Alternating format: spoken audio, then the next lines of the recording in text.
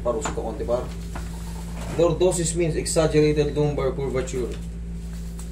Dapat kasi ang cervical natin is ito paano nakabend. Maya maya. Ito kasi parang puno ng nyog. Oh. Tuwid na tuwid. Ngayon mayroon kang this disease. Kasi naiipit yung dito mo. Dapat yan. Nakaganon. Okay. Degenerative osseous change. Ganon din yun. This problem din yun. Ngayon, ang problema, pag degenerative osseous change, ang ibig sabihin nun, ganito. What is degenerative? Yan o. Yung disc nyo, pirat, tapos yung vertebrae nyo, mayroong mga spar. Yan o, degenerative disc, tsaka degeneratives. Ganyan ang itsura nun. Yan o. Mild degenerative osseous change. Straighthening cervical lordosis. L5S1. Ang matindi nito, sir, nung nakaraang taon, September last year, yung talagang nagtututbrush na ako. Nung sumumpong, hindi na ako maka...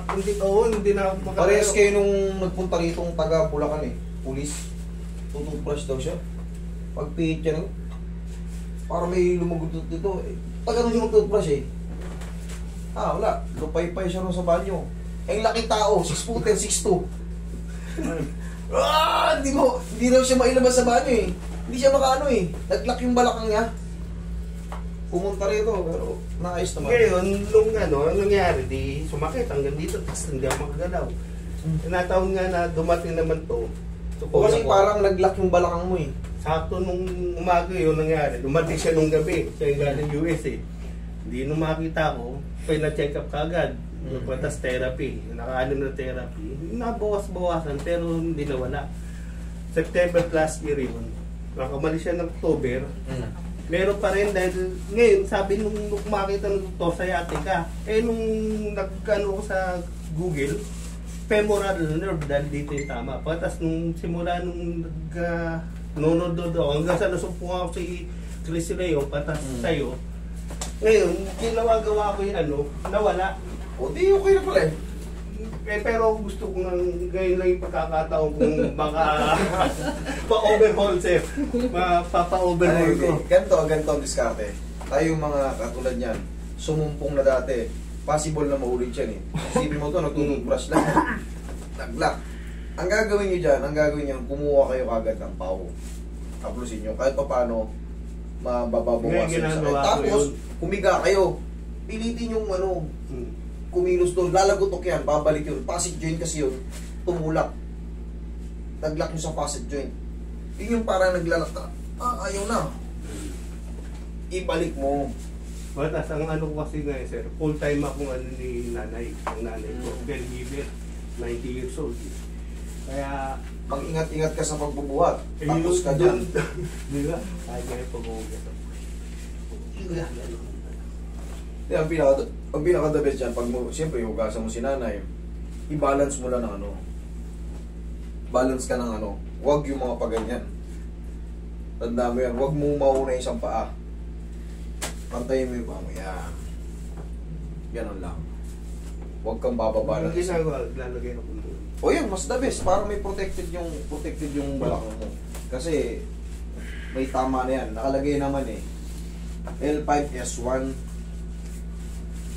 degenerative osseous change. Ibig sabihin nun, may tama na yung L5 mo. Kaya hindi ka pwedeng mapuwersa ng todo ng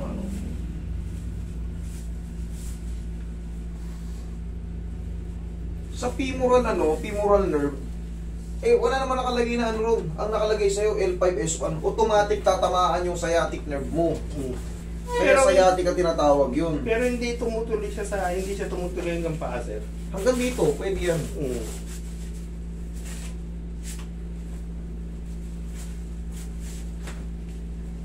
Totoo lang yun din. Ito yung napapanood mo kay Master, di ba? Yeah, mapa-experience ko sa'yo para pinapapanood mo na nangyari sa'yo. Marami, no?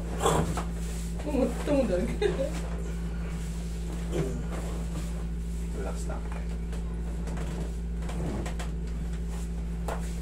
Dito kasi nilagyan ko lang ng additional na ano, haplos ng pagmamahal.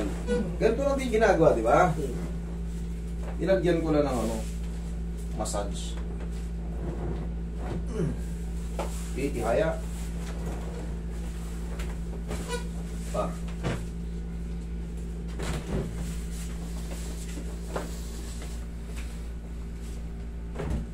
Okay, dapa sir. Tuwan-tuwa ako sa Saudi mo, sir. Yung in-overhaul mo ron. Nakarate. Pwede lang kunan yung mga ano nun eh, ng babaeng Arab eh. Hindi pwede kasi makukulong ako ron eh. Meron.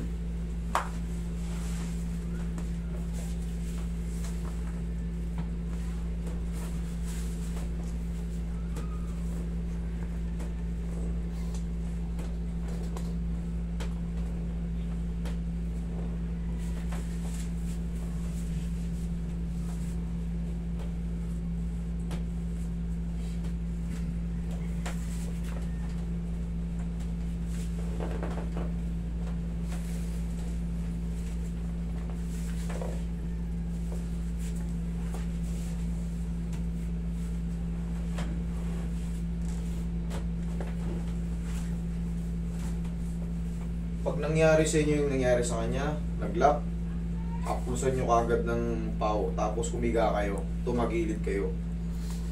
Igilid nyo na yung katawan nyo, lalagotok yung babalik yun.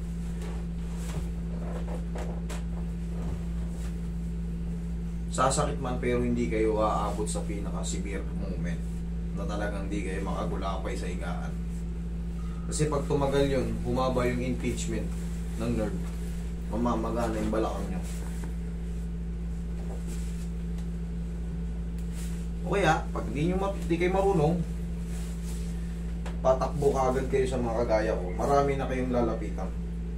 Eh, kaso, sir, yung nasa Batangas, ano na rin, masyado na rin kumain.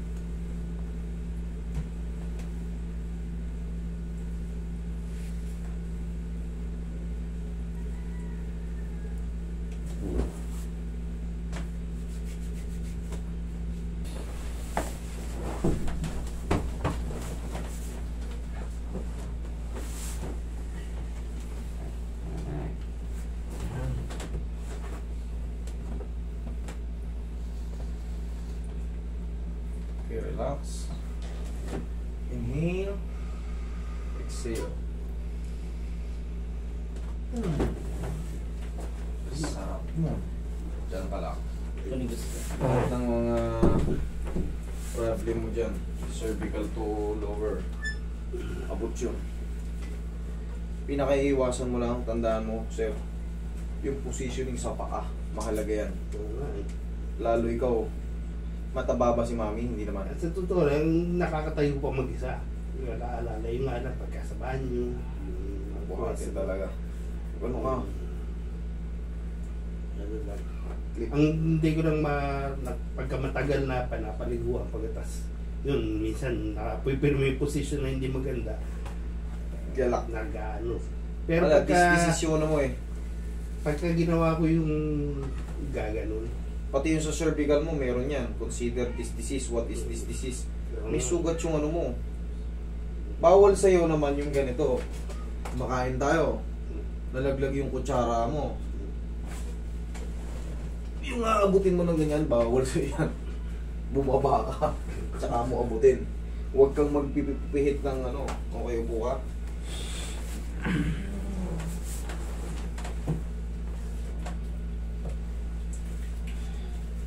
Naramdaman mo yung umangat? Pang-decompression. Pinakamahalaga talaga yung traction. Lalo pag may mga compression sa disc. Yun lang, bawal lang sa'yo yung ganun. Yung mga alanganing paa, pagbubuhat, tapos yung patungo, yung pipiliti mong abutin yung magkakaroon ng reaction. Kaya Okay? pwedeng padamay ng tuhod. Hindi pa naman siya baka mas kailangan ko ng konting DW40. Yan. Para lumuwag.